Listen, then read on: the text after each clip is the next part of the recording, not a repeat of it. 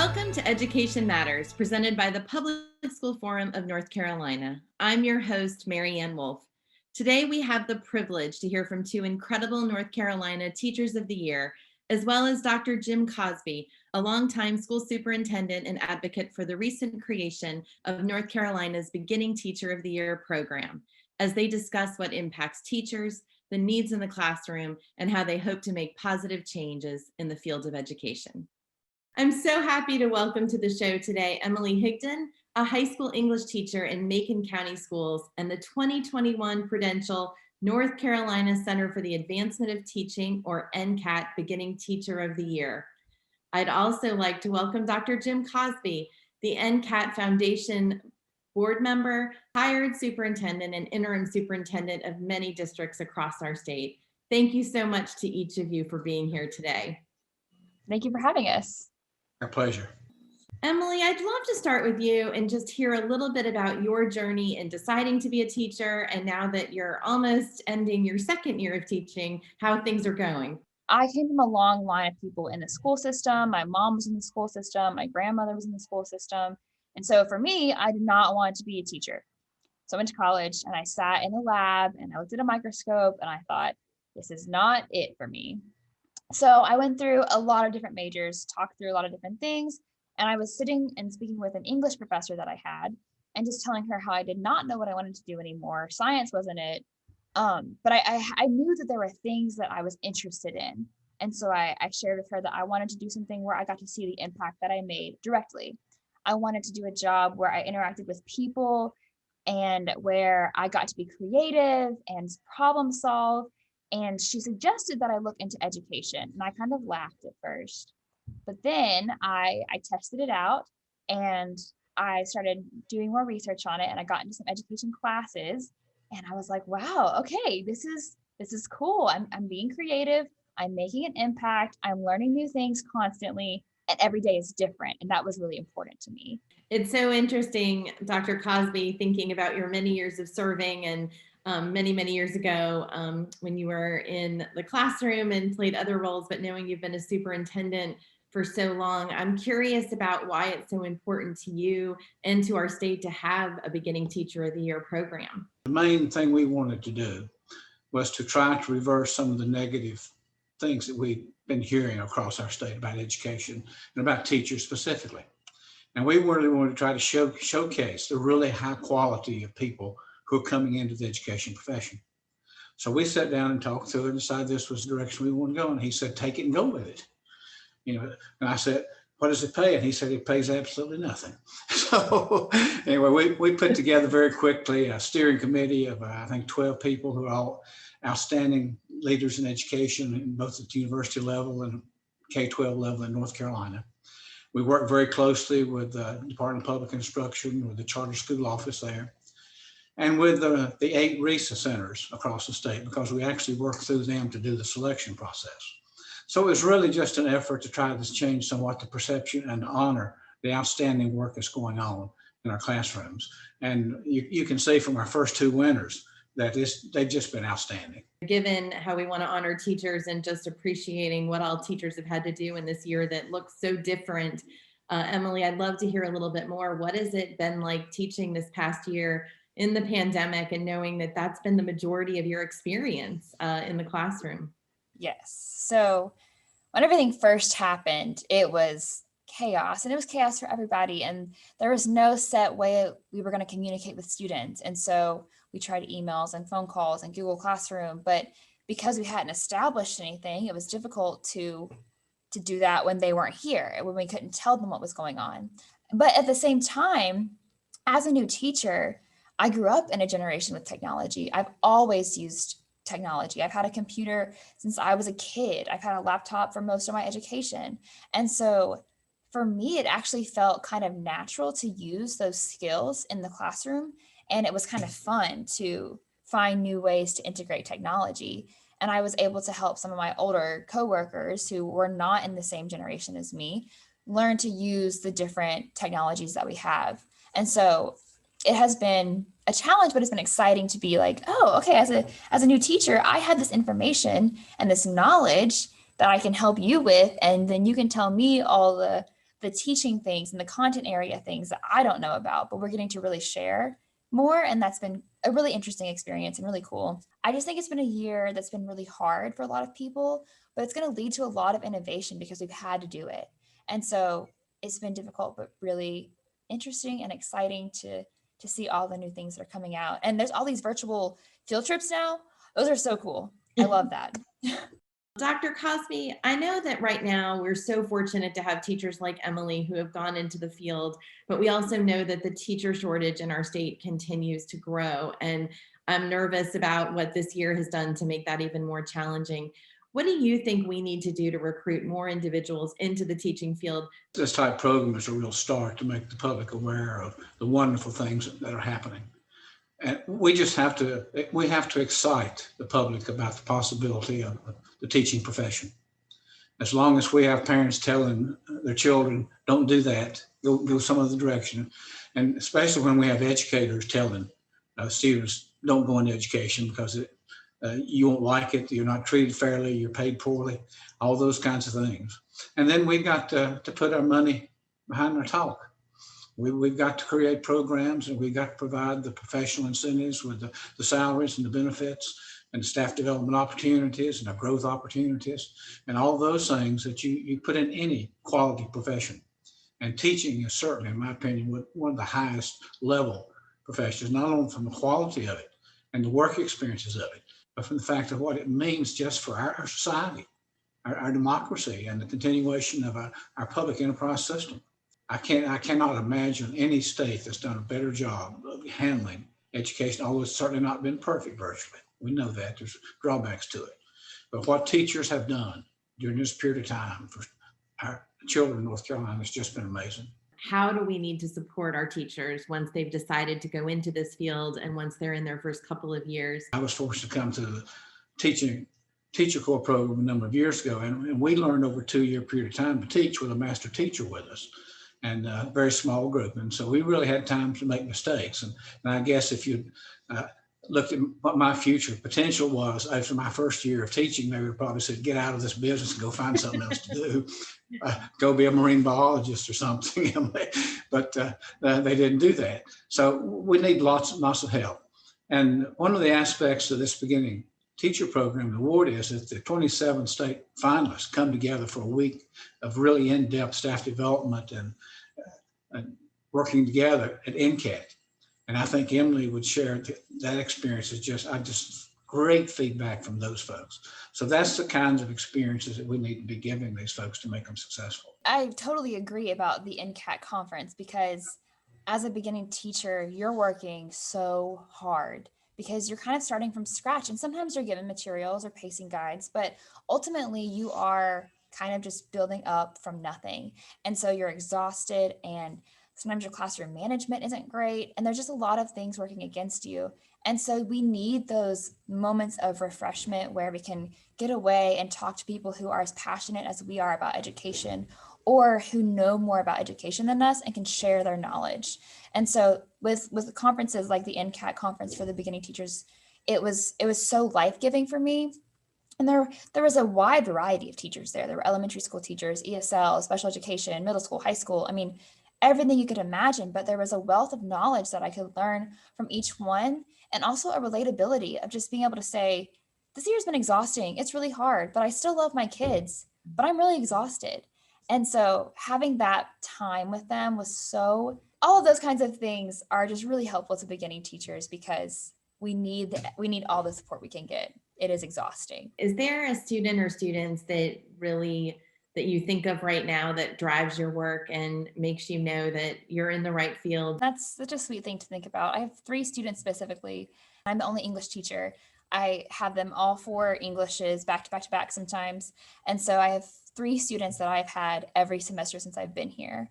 It's just for kids like that who I get to see through for multiple semesters, and I get to see them grow into this person that I really enjoy being around.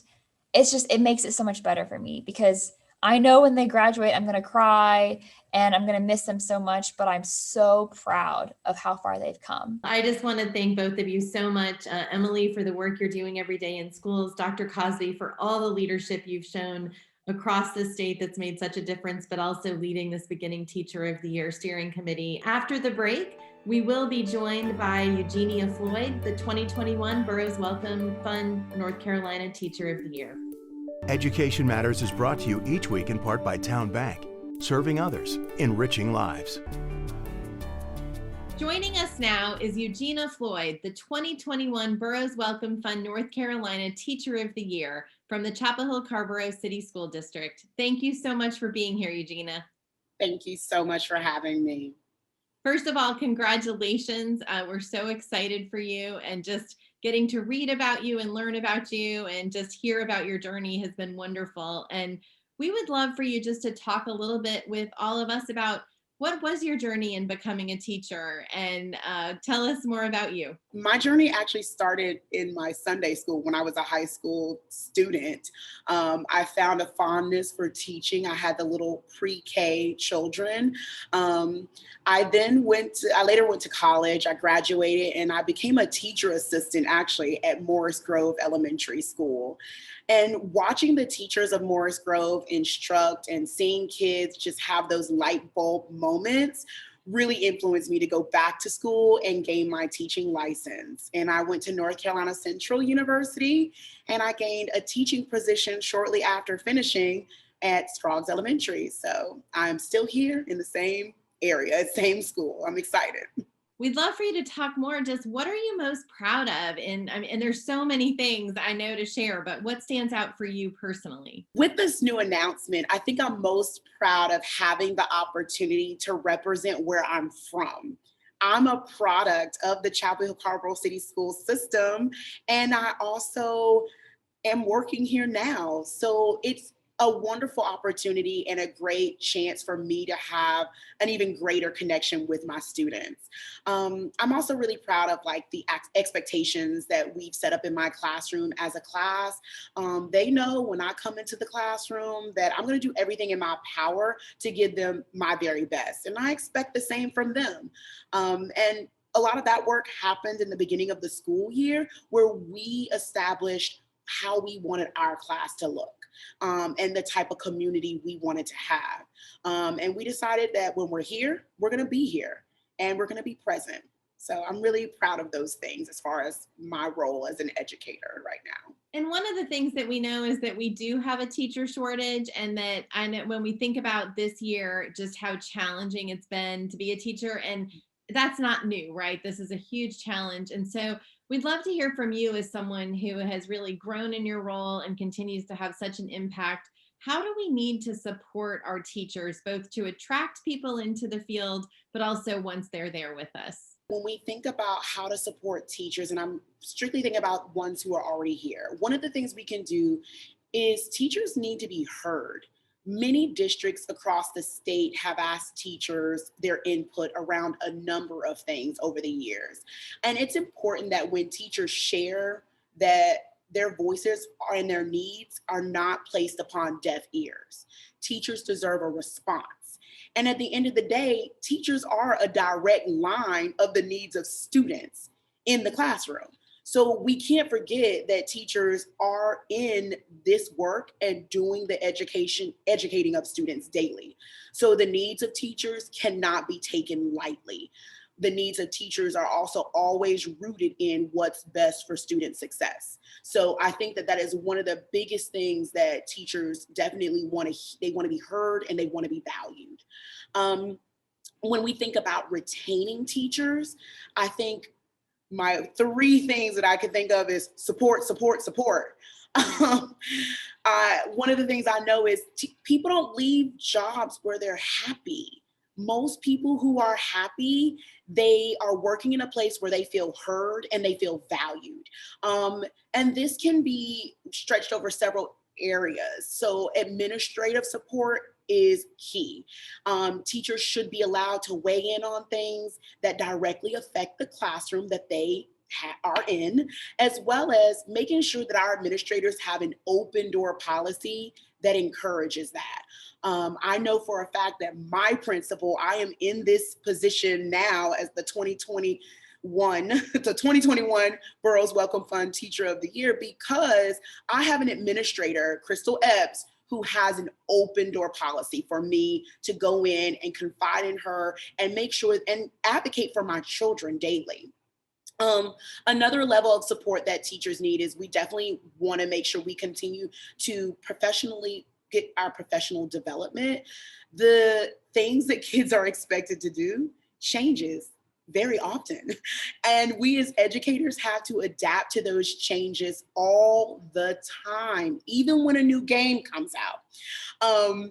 We have to be prepared. And one of the things that our districts and our administrators and our policymakers, I want them to continue to do is to make sure that we are getting the professional development that's needed in order to meet those needs of our students.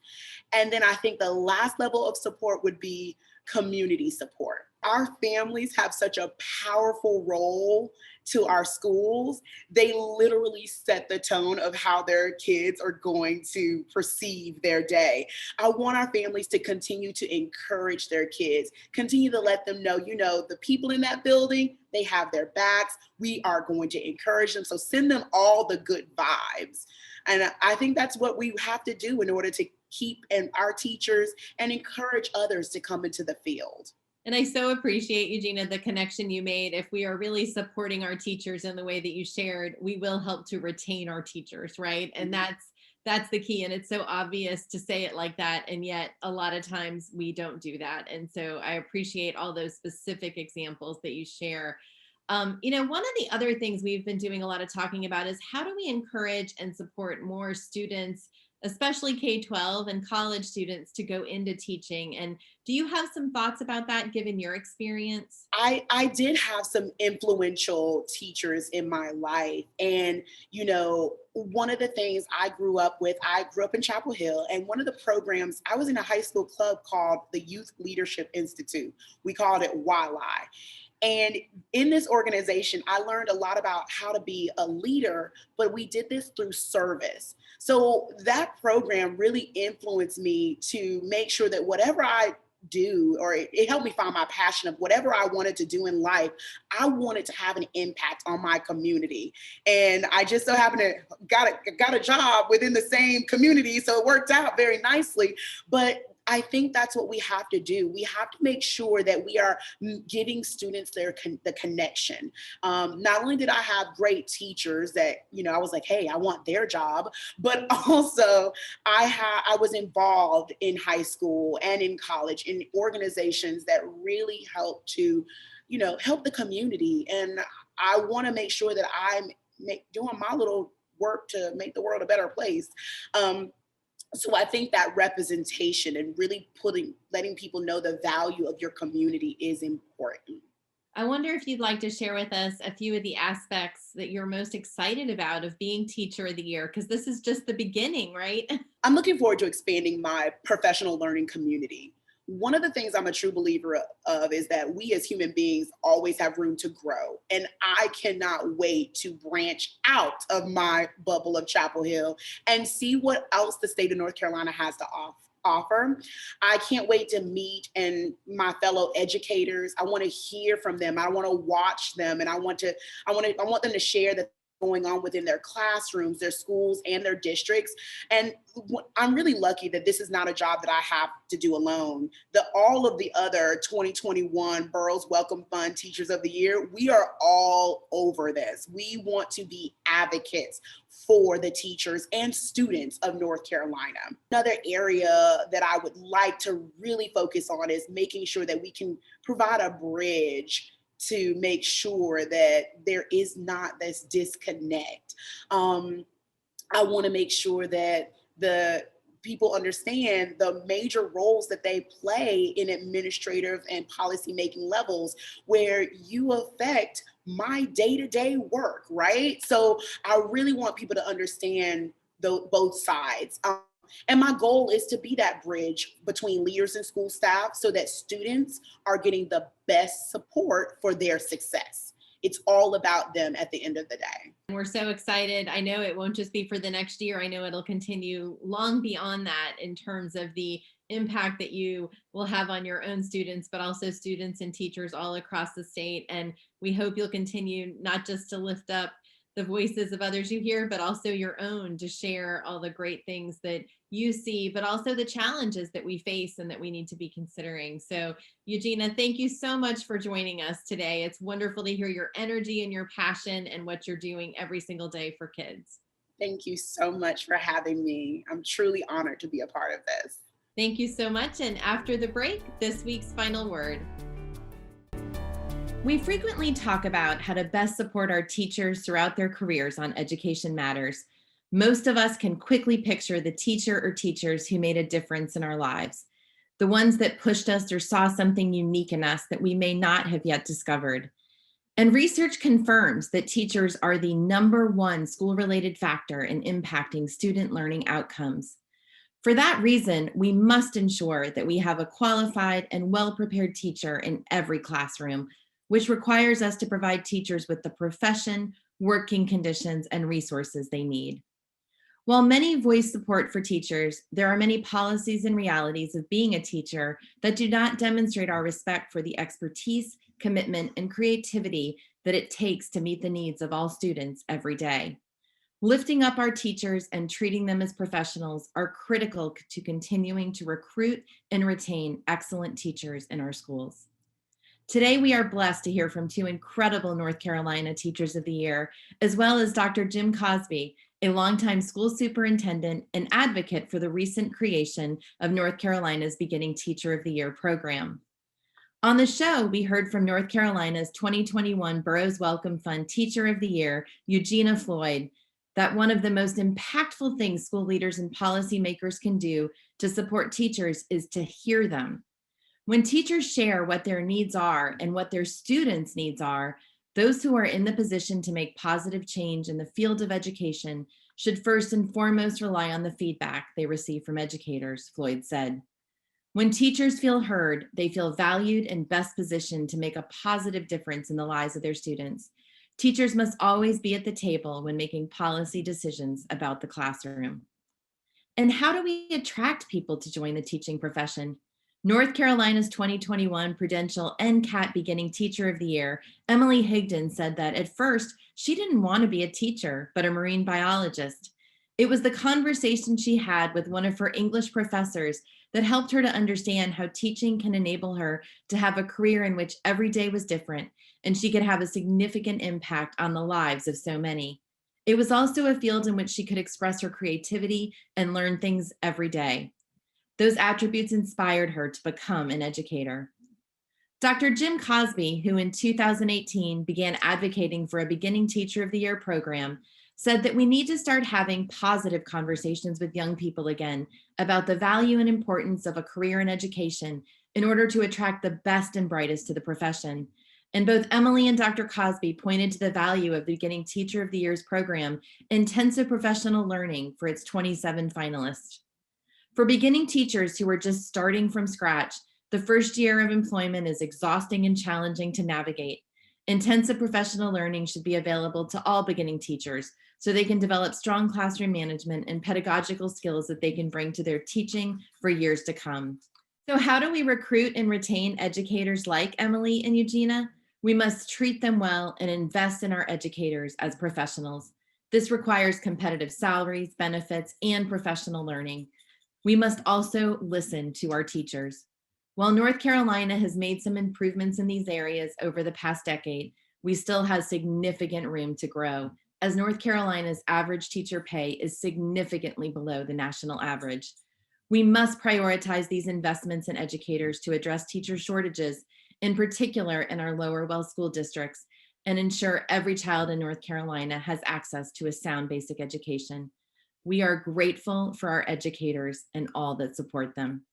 Thank you for taking time with us to learn and think about education. We'll see you next week.